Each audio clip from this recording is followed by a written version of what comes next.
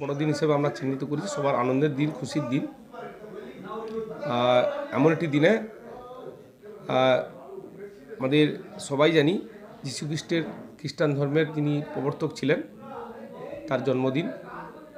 সেই দিনটাকে আমরা সবাই বড়দিন হিসেবে মানি। আজকে বাঙালির কাছেও সেটা বড়দিন হিসেবে আমরা চিহ্নিত, যে আমরা বিশেষ করে বাঙালি যারা প্রত্যেকটা ধর্মের জাতি নির্বিশেষে আমরা কিন্তু প্রত্যেকটা উৎসবকেই উৎসব আকারে নিই।